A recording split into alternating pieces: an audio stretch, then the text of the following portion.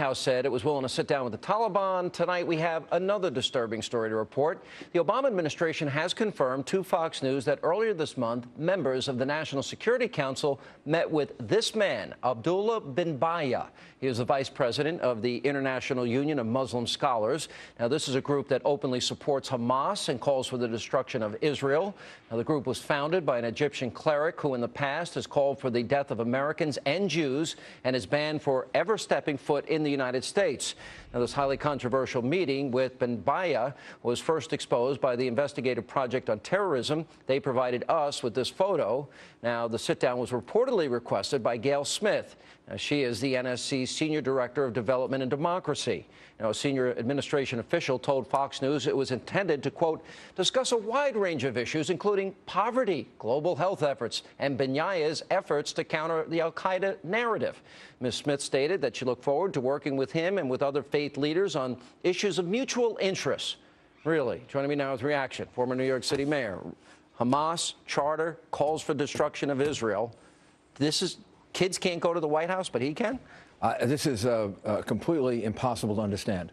Why you would have this person in the White House talking to people on the National Security Council, a person who's the vice president of an organization that calls for the destruction of the state of Israel, an organization whose president has advocated killing Israelis and killing Americans.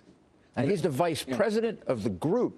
So we have somebody sitting in the White House who's part of an organization that has advocated the killing of Americans.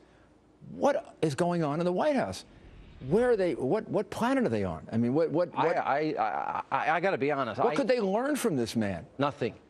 This is scary. This is like the most radical people at the highest levels of our government. Doesn't that scare you? Could it be incompetence? Did they not check him out properly? Google? All of a sudden. There's Google. I know. Wikipedia, I don't know. something. I mean, but the president found out about a couple of things from the newspapers. I mean, so I mean, it could be we have a White House that's so darn incompetent, they haven't figured out that they have a person who is a high-level official in an organization that is advocating the overthrow of the state of Israel, an organization that has advocated the killing of Americans. To have somebody like that sitting down in the White House is a very, very frightening concept. Well, that just followed the. We didn't tell Afghanistan, the Afghani president, Karzai, that we were going to meet with the Taliban. Do you think meeting with the Taliban is a good idea? No, of course not. Of course it's not a good idea. And the reality is whatever hope that we have to work out a status of forces agreement with Karzai, which we failed to do in Iraq, which is a disaster for us. Nobody has any idea how bad Iraq is right now, how much Iran actually controls Iraq. The Obama administration completely blew the whole status of forces agreement. Biden blew that. So right now we have an Iraq that's really under the control of Iran. If we're not careful, we're going to have an Afghanistan that's in that same situation. And Syria? Syria, the president doesn't seem to know what to do about Syria. He's waited so long. He's delayed so much. He's done this, you know, we're going to follow rather than lead. That we're in a situation where there almost isn't a good choice. So we're going to see Iran having tremendous amount of control over Iraq, where we lost so many lives to liberate Iraq. We're going to see them having control over Syria.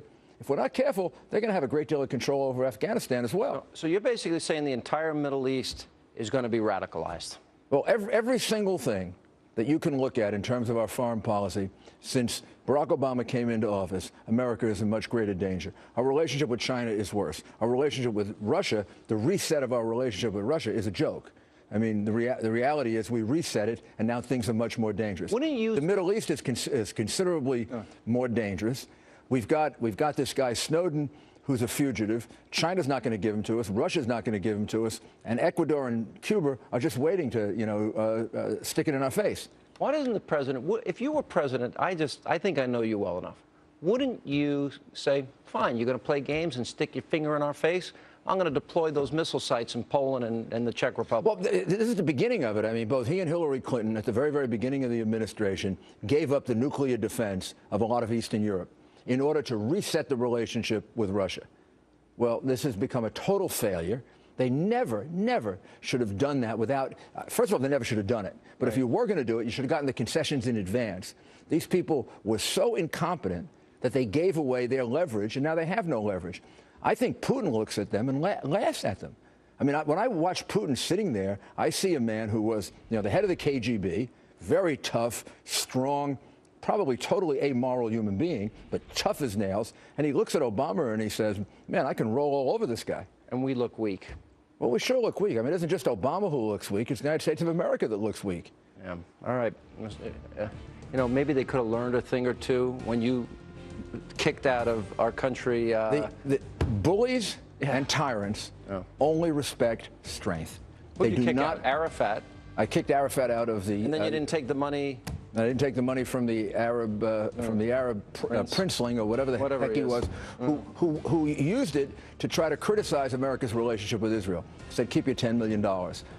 People who are like that, people who are bullies and tyrants, respect only an exercise of strength. When they see weakness, they roll all over you. And what President Obama has done is project a tremendous amount of weakness.